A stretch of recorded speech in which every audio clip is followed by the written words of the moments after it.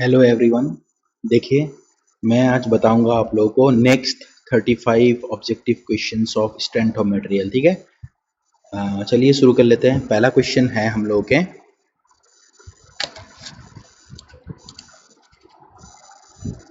इन ए tensile test.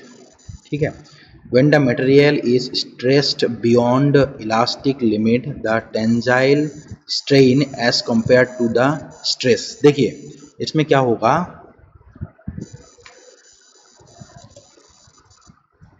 हमें पहले बनानी है स्ट्रेस वर्सेस स्ट्रेन ग्राफ। अगर माइल्ड स्टील का मैं बना लूँ तो माइल्ड स्टील का ग्राफ है इस तरीके का। तो अगर ये हो गया हम लोगों का माइल्ड स्टील का ग्राफ, ये हो गया proportionality limit, elastic limit, upper yield point, lower yield point, strain hardening, ultimate load point और फ्रैक्चर पॉइंट। तो अगर देखा जाए यहाँ पे क्या है, इलास्टिक लिमिट, मतलब ये हो गया हम लोग का इलास्टिक लिमिट। अगर इलास्टिक लिमिट क्रॉस होने के बाद टेंजाइल स्ट्रेन की वैल्यू पूछ रहा है एज कंपेयर टू स्ट्रेस। देखिए अगर मैं स्ट्रेस का वैल्यू बढ़ाऊंगा भी नहीं, फिर भी ये स्ट्रेन क्या हो रहा है, बढ़ रहा है कॉन्स्टेंटली। इसका मतलब है the strain, tensile strain will increase more rapidly या more quickly in comparison to the tensile stress. ठीक है, ऑप्शन नंबर डी होगा। नेक्स्ट क्वेश्चन है हम लोगों की, in compression test the fracture in cast iron specimen would. देखिए पहला चीज है cast iron. Cast iron is a one type of brittle material. ठीक है, ब्रिटल मटेरियल है क्योंकि ये आसानी से टूटता है। क्यों टूटता है? क्योंकि कास्ट आयरन में ज़्यादा परसेंटेज ऑफ कार्बन है in comparison to the mild steel. लेकिन माइल्ड स्टील एक डक्टाइल मटेरियल है, जिसके कारण जो कास्ट आयरन है अगर उसका कंप्रेशन टेस्ट करूँगा तो कंप्रेशन टेस्ट में अगर मैं कंप्रेशन टेस्ट करता हूँ कास्ट आयरन के स्पेसिमेन में, तो ये कैसे टूटेगा? This one will fail in the one type of oblique plane, fail along an oblique plane. Oblique plane में ये टूटेगा। ठीक है, मतलब एक पोर्शन ऊपर चला जाएगा, दूसरा पोर्शन नीचे चला जाएगा और इस लाइन में ये टूटेगा। सो ऑब्लिक प्लेन में टूटेगा कास्ट आयरन। ठीक है, उसके बाद नेक्स्ट है the maximum frictional force which comes into play when a body just begin to slide over the surface of the other body is known as। Maximum के बारे में पूछा है। मैक्सिमम फ्रिक्शनल फोर्स जो होगा, that maximum frictional force is known as the limiting frictional force या limiting friction। Next question है हम लोग का factor of safety. Factor of safety का डेफिनेशन क्या है? Factor of the safety is the ratio of yield stress by working stress. So यहाँ पे कौन सा वैल्यू होगा? It is the ratio of yield stress या ultimate stress to working stress. Option number A हो जाएगा, या तो यील्ड स्ट्रेस या तो ultimate stress by working stress. ठीक है, इसके बाद नेक्स्ट क्वेश्चन है हम लोगों का, the number of elastic constants for a complete isotropic. देखिए हमें दो चीज़ें हैं हम लोग को पता, एक हो गया आइसोट्रोपिक मटेरियल और दूसरा हो गया हम लोग का नॉन आइसोट्रोपिक या एनिसोट्रोपिक मटेरियल। ठीक है, आइसोट्रोपिक एंड एनिसोट्रोपिक। एनिसोट्रोपिक में दो चीज़ें हैं, एक तो एनिसोट्रोपिक का नंबर ऑफ अननोन्स हो जाएगा 21 एंड एनिसोट्रोपिक में और एक चीज़ आता है ऑर्थोट्रोपिक। ऑर्थोट्रोपिक का हो जाएगा 9 और आइसोट्रोपिक में नंबर ऑफ अननोन सिर्फ 2 ही है। तो यहाँ पे पूछा गया है number of elastic constant for a complete isotropic. Isotropic का कौन सा होगा? सिर्फ 2 होगा, जो कि यहाँ पे ऑप्शन है नहीं। तो यहाँ पे 2 ऑप्शन है ही नहीं, तो इस क्वेश्चन में हम लोग 2 की नियरेस्ट वैल्यू को टिक करूंगा, दैट इज ऑप्शन नंबर 3। या तो इस क्वेश्चन को ही हम लोग गलत मानेंगे। ठीक है, उसके बाद नेक्स्ट क्वेश्चन है the strain energy of a beam is. Strain energy क्या होगा? Strain energy is independent of shear force in the beam, strain energy is independent of bending moment in the beam, and strain energy is same as total potential energy and none of the above। सो अगर इस question में हम देखें तो strain energy का जो relation है वो एक के साथ भी मैच नहीं हो रहा है, क्योंकि strain energy is also dependent on shear force, bending moment, total potential energy. क्योंकि स्ट्रेन एनर्जी का फॉर्मूला क्या है? Strain energy is equal to integration of M square into the D X by 2 EI। So ये moment के ऊपर dependent है। उसके बाद नेक्स्ट है integration of the P square into the D X by 2 AE। ठीक है, तो ये डिपेंडेंट ऑन शेयर फोर्स भी है, पोटेंशियल एनर्जी के ऊपर भी ये डिपेंड करता है। ठीक है, और शेयर फोर्स का अगर लिखे तो tau square into the D X by the twice of G J. तो ये भी डिपेंडेंट है, ये भी डिपेंडेंट है, लेकिन यहाँ पे इंडिपेंडेंट लिख के रखा है। तो so option will be option number D, none of the above. एक भी आंसर नहीं होगा इसका, नन। उसके बाद नेक्स्ट है when a member is subjected to axial tensile load the greatest normal stress is equal to. Greatest normal stress की value क्या होगा? देखिए, जो नॉर्मल स्ट्रेस होता है वो always equal to shear stress maximum by 2 होगा। So it will be always equal to the how much? The maximum nor axial stress. Axial stress पूछा है, the axial stress will be always equal to twice the maximum shear stress, 2 times, क्योंकि multiply करना होगा। Sigma is equal to 2 times of tau max. So option will be option number C. Next question है in a composite system subjected to temperature rise and with ends constant to remain together, the component having lower value of coefficient of linear expansion will experience। देखिए, अगर मेरे पास दो material है, ठीक है, material number 1 and material number 2। अगर दो material में से दोनों साथ में है, लेकिन एक का क्या है? Lower value of coefficient of linear expansion. ये जो है वो ज़्यादा एक्सपेंड नहीं हो सकता, लेकिन ये ज़्यादा एक्सपांड होगा। अगर ये एक्सपांड हो जाएगा तो इसका मतलब क्या है? जो ज़्यादा एक्सपांड होने की कोशिश करेगा उसमें, देखिए, अगर एक फिक्स्ड एंड है और ये इसकी 1 की कोफिशिएंट ऑफ थर्मल एक्सपेंशन ज़्यादा है, तो ज़्यादा एक्सपांड होने की कोशिश करेगा और ये जो सरफेस है इसको ये कंप्रेस कर देगा।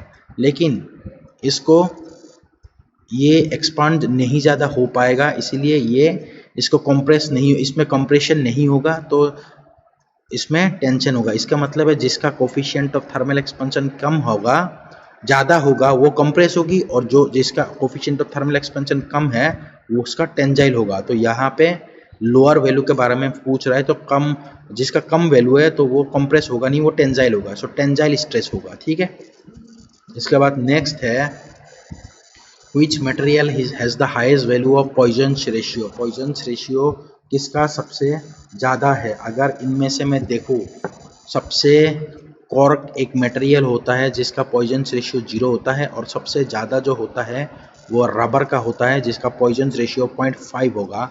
जो option will be option number A, rubber का सबसे ज़्यादा पॉइजन्स रेशियो है। उसके बाद नेक्स्ट क्वेश्चन है in a composite system subjected to temperature rise and with ends constant to remain together, the component having lower value of coefficient of linear expansion will experience। जिसका coefficient of linear expansion कम है वो उसमें tensile होगा। अभी अभी मैंने बताया था कि उसमें कंप्रेशन नहीं होगा, उसमें टेंजाइल होगा। नेक्स्ट है a material is said to be perfectly elastic. Elastic कब बताएंगे? whenever it regains its original shape on removal of load, whenever it regains its original shape partially।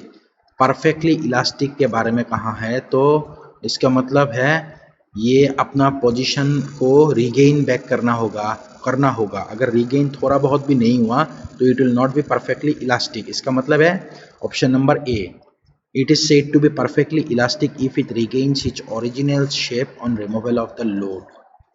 next question है A and B are the cross sectional area of bronze and area of copper। ठीक है, and stress के बारे में भी दिया है, stress of bond and stress of copper. तो उसके बाद टोटल लोड भी दे के रखा है ब्रॉन्ज एंड कॉपर, ठीक है। तो इसका रिलेशनशिप क्या है, देखिए रिलेशनशिप अगर देखा जाए ना, Young's modulus is equal to stress by strain. अगर स्ट्रेन दोनों का सेम है तो एक ऑप्शन तो ये करेक्ट होगा, क्यों, Young's modulus is equal to stress by strain. अगर मैं इसमें देखूं, stress in Young's modulus in bronze by Young's modulus in copper is equal to stress in bond by stress in copper, stress in copper, क्योंकि strain का value जो है दोनों में वो कट जाएगा, तो option will be option number A होगा। फिर इसके बाद total load is equal to load in bronze plus load in copper, ये भी सही है। Load is equal to stress into area, so stress into area, bronze का स्ट्रेस इनटू एरिया हो जाएगा ब्रॉन्ज में लोड, और कॉपर की स्ट्रेस इनटू कॉपर की एरिया हो जाएगी कॉपर की लोड। तो ऑप्शन नंबर सी भी, इसका मतलब है the answer will be option number D, all options are correct. हम लोगों का जो ऑप्शन होगा आंसर होगा इसका कौन सा होगा, इसका अगर आंसर देखूं तो ये आंसर होगा इसमें, the answer will be all options are correct. इसके बाद नेक्स्ट क्वेश्चन है the ratio of shear stress and shear strain of a material. Shear stress, ठीक है, shear stress by shear strain,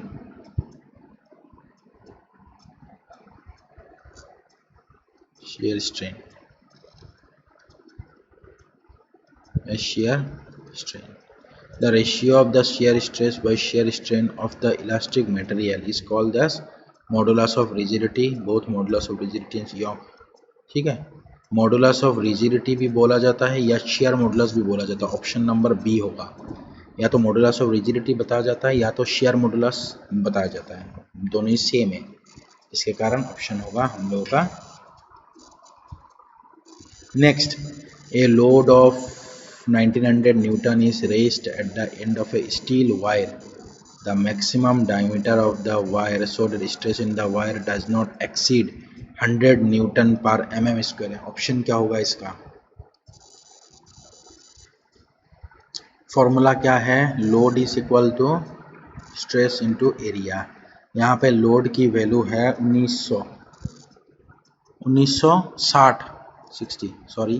1960 is equal to stress, stress की formula क्या है, load by area, so load divided by area, जो कि जिसका value दे के रखा है 100 इंटू एरिया, एरिया क्या हो जाएगी pi into D square by 4, क्योंकि डायमीटर, तो मिनिमम डायमीटर क्या होगा, तो डायमीटर हो जाएगी हम लोगों का 1960 into 4 divided by 100 into pi root over is equal to diameter. तो इससे मैं अगर वैल्यू फाइंड आउट करूँ तो मेरे पास वैल्यू आ रहा है 5, जो कि ऑप्शन नंबर सी है, ठीक है।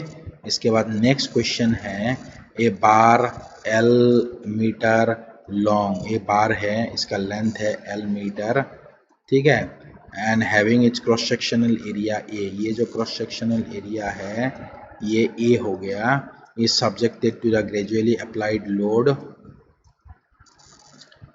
डब्ल्यू अप्लाई किए हैं, द स्ट्रेन एनर्जी क्या होगा, so strain energy will be equal to half of P into delta, so delta की वैल्यू क्या है P L by A E. So अगर इससे देखो स्ट्रेन एनर्जी की फॉर्मूला हो जाएगी P square L by 2 A E, that is the या तो पी या तो डब्ल्यू स्क्वायर, ठीक है। So W square L by 2 A E, so option अगर देखूँ ये वाली होगा, क्योंकि यहाँ पे जो लोड है वो ग्रेजुअली अप्लाई करके रखा है, अगर मैं सडनली अप्लाई करूँगा तो इसका दुगना हो जाता, फिर उस समय W square L by A E ये वाला वैल्यू हो जाता, ठीक है। यहाँ पे सडनली अप्लाई तो W square L by 2 A E होगा। The ratio of hydrostatic stress to the volumetric strain, stress by strain ही है, स्ट्रेस बाई स्ट्रेन ही है,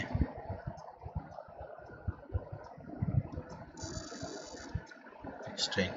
लेकिन हाइड्रोस्टेटिक या वॉल्यूमेट्रिक तो उसमें हो जाएगी हम लोगों का bulk modulus. Modulus of elasticity नहीं हो सकता, शेयर्ड मॉडुलस नहीं हो सकता, मॉडुलस इसमें इसमें एक्चुअली आंसर होगा बल्क मॉडुलस, ठीक है, लेकिन यहाँ पे है नहीं तो नन ऑफ द अबव कर दूंगा।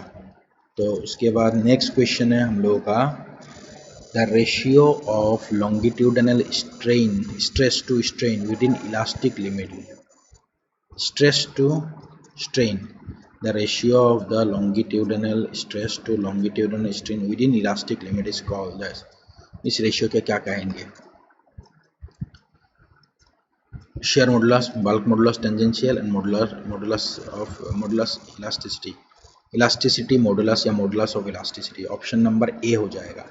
स्ट्रेस बाय स्ट्रेन नॉर्मल है, ठीक है। The ratio of lateral strain to axial strain. Poisson's ratio is the value of lateral strain to longitudinal or axial strain, ठीक है। So it will be Poisson's ratio होगा, lateral to longitudinal या lateral to axial, दोनों ही strain है।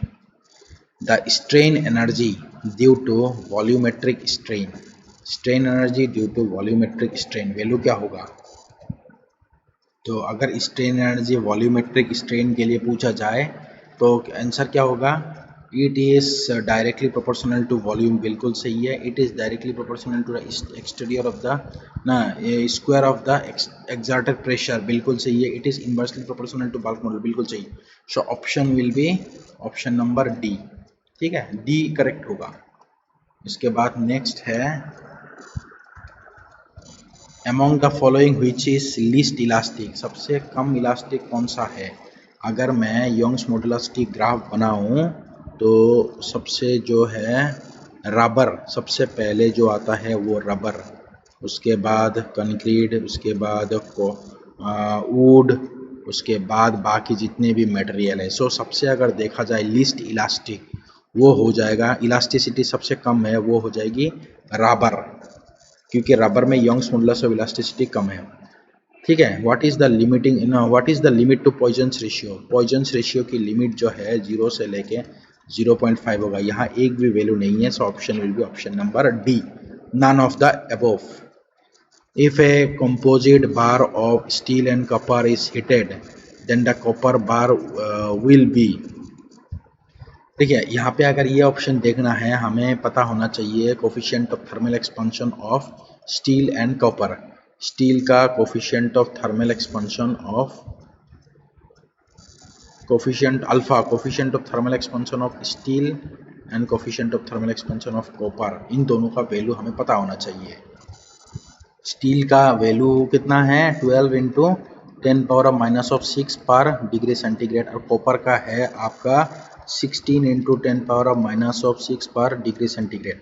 तो अगर देखा जाए कोफिशिएंट ऑफ थर्मल एक्सपेंशन सबसे ज़्यादा है कॉपर का, और तो इसीलिए कॉपर जो है वो ज़्यादा एक्सपांड करने की कोशिश करेगा, लेकिन एक एरिया रहने के कारण ये कंप्रेस हो जाएगा। तो ऑप्शन आंसर जो होगा ना, कॉपर बार विल अंडरगो या copper bar will be under compression होगा, लेकिन यहाँ पे ऑप्शन है नहीं। सो ऑप्शन हम लोग टिक कर देंगे, नन ऑफ द अबव या none of this. A simply supported uniformly rectangular bar B, a simply supported rectangular bar B breadth दे के रखा है, डेप्थ दे के रखा है, लेंथ दे के ना, load rectangular simply supported beam है, लोड ये लेता है सेंटर में। The same bar carries an exerted extension E under same the ratio of the maximum deflection to the elongation।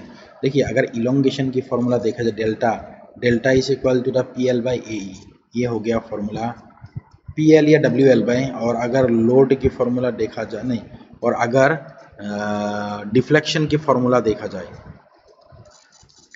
The ratio of the maximum deflection sorry to the elongation, ठीक है।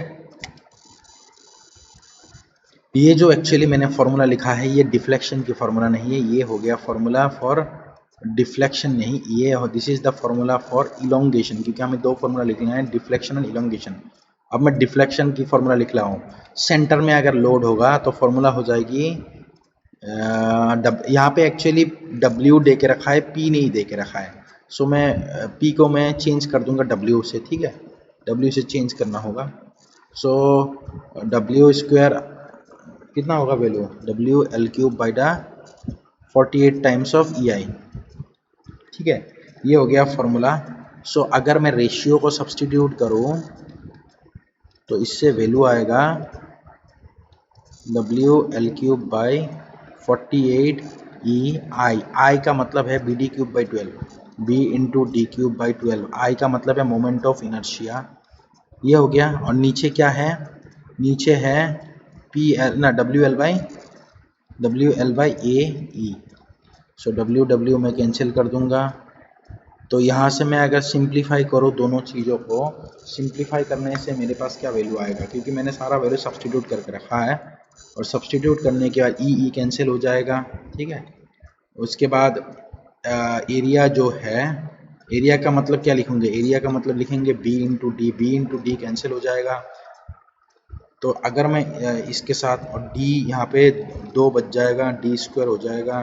तो अगर मैं देखूँ इनको सिंप्लीफाई करके तो एक्चुअली मेरे पास क्या वैल्यू रहेगा, मेरे पास सिंप्लीफाई करने के बाद वैल्यू रहेगा L square divided by 4D square. तो इससे वैल्यू होगा L by 2D whole square.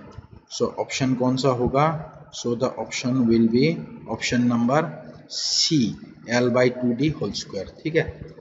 ये हो गया मैक्सिमम डिफ्लेक्शन की फॉर्मूला एट द सेंटर, और ये हो गया डिफ्लेक्शन या elongation due to load. Next question है the strain energy stored in a spring when subjected to greatest load without being permanently distorted, that इसको क्या कहते हैं, स्ट्रेन एनर्जी को हम लोग कहते हैं प्रूफ रेजिलियंस, ठीक है। The strain energy which is stored in a spring when subjected to the greatest load without being permanently distorted, that this one is actually known as proof resilience.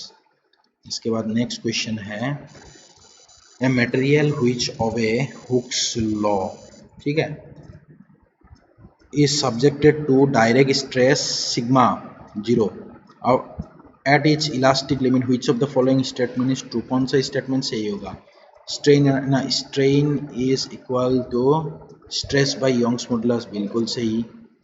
Maximum shear stress is equal stress by 2, बिल्कुल सही। Strain energy per unit volume is equal to sigma square by 2, बिल्कुल सही।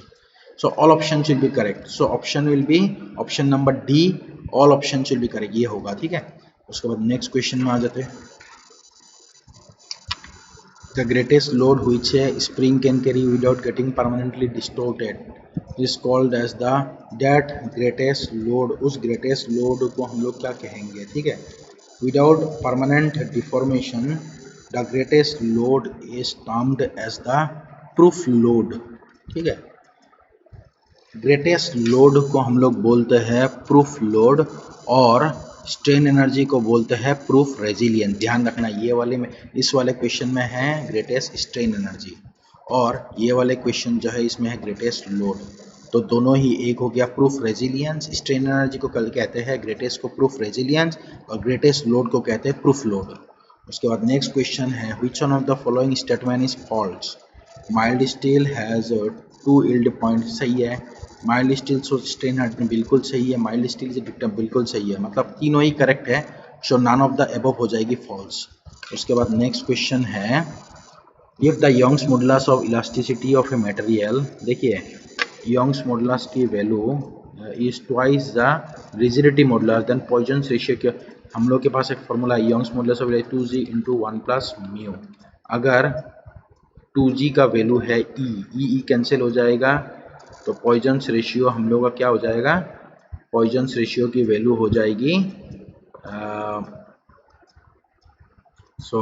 Poisons ratio की value क्या हो जाएगी, poisons ratio की value हो जाएगी 0, क्योंकि यहाँ पे ई कैंसिल हो जाएगी तो 1 हो जाएगी, सो 1 माइनस 1 0 हो जाएगी। लेकिन यहाँ पे ऑप्शन है नहीं, so option will be option number D, none of the above. उसके बाद नेक्स्ट है the load on the spring per deflection, per unit deflection, that load is called as, देखिए यूनिट हमेशा ध्यान रखना, दो चीज़ें हैं। अगर यूनिट लोड न stiffness is the force required to produce unit deflection delta is equal to 1। ये हो गया स्टिफनेस। और फ्लेक्सिबिलिटी, दो चीज़ें हैं, एक स्टिफनेस है एक फ्लेक्सिबिलिटी है। Stiffness is the force required to produce unit deflection, और फ्लेक्सिबिलिटी क्या है?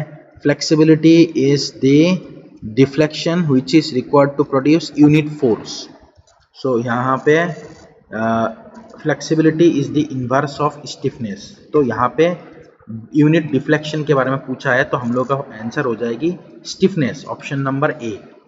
उसके बाद नेक्स्ट क्वेश्चन है, if the for the validity of principle of superposition material should behave in which manner. ठीक है, सुपरपोजिशन फॉलो करने के लिए material will behave in a linearly elastic.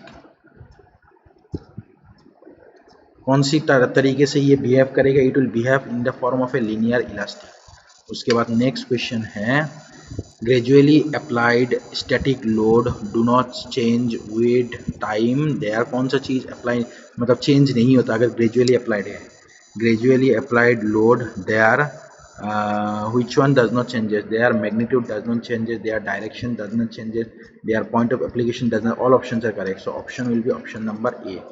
ठीक है ना, option number D, all option should be correct. इसके बाद नेक्स्ट क्वेश्चन है, a composite beam is composed of two equal strips, one of brass and other of steel. If the temperature is raised, temperature अगर बढ़ा दिया गया है तो क्या होगी? स्टील एक्सरसाइजेस स्टील और ब्रश। ठीक है, स्टील और ब्रश का अगर देखा जाए coefficient of thermal expansion, coefficient of thermal expansion steel का है हम लोगों का 12 इंटू 10⁻⁻6 पर डिग्री सेंटीग्रेड, और ब्रश का है 19 इंटू 10⁻⁻6 पर डिग्री सेंटीग्रेड। तो अगर देखा जाए टेम्परेचर इज रेज्ड, ब्रश जो है वो कंप्रेशन होगा और स्टील टेंसाइल होगा। Steel exercise tensile force, brass exercise compressive force. ठीक है, दोनों ही correct. Composite beam get subjected to couple, बिल्कुल सही। Option will be option number A, all of this होगा। ठीक है, इसके बाद नेक्स्ट क्या होगा? The ability of the material to absorb energy till the elastic limit, that ability of the material to absorb energy till the elastic limit, that one is called as what? ठीक है, that one is actually termed as the ductility, malleability, elasticity, none of this। कौन सा होगा? देखिए, ability of the material to absorb energy till the elastic limit, इसको हम लोग कहेंगे रेजिलियंस, जो कि यहाँ पे ऑप्शन है नहीं, so option will be none of the above. उसके बाद नेक्स्ट क्वेश्चन है, if the material has identical properties in all direction. ठीक है, डायरेक्शन के बारे में पूछा है। दो चीज़ें होती है, होमोजेनस एंड आइसोट्रोपिक। आइसोट्रोपिक का मतलब है कि अगर एक ही डायरेक्शन में प्रॉपर्टी सेम हो, मतलब हर एक डायरेक्शन में अगर प्रॉपर्टी सेम हो, this one is called isotropic. और होमोजेनस का मतलब है हर एक पॉइंट में प्रॉपर्टी सेम होना, दैट इज होमोजेनस। और आइसोट्रोपिक का मतलब है डायरेक्शन। ये सबसे इंपॉर्टेंट है, डायरेक्शन के बारे में पूछे तो isotropic. Identify the correct statement, Hooke's law is valid up to elastic limit. ना, बिल्कुल wrong. Hooke's law is valid up to proportionality limit, बिल्कुल सही। Option will be option number C, valid up to yield point. नहीं, Hooke's law is valid up to the proportionality limit. उसके बाद next question है, shear stress is what type of stress? shear stress is a type of tangential stress। tangential का मतलब है इस तरीके का, tangential। तो ठीक है, बस इतना ही बोलना था आज की पार्ट 2 में। ठीक है, बाकी जितने भी क्वेश्चंस एक्स्ट्रा क्वेश्चंस है मैं आप लोगों को बताते रहूँगा। Please stay tuned. और अगर किसी ने सब्सक्राइब नहीं किया है, please subscribe the channel and like the video अगर आप लोगों को पसंद आया। ठीक है, और अगर कोई डाउट वगैरह हो तो आप लोग कमेंट सेक्शन में लिख सकते हैं कि जो भी इनमें से क्वेश्चन आप लोगों को समझ में नहीं आया, मैं दूसरे पार्ट में जो तीसरी पार्ट समझाऊंगा उसमें मैं क्लेरिफाई कर दूंगा आप लोगों को, ठीक है। And thanks for watching, bye bye.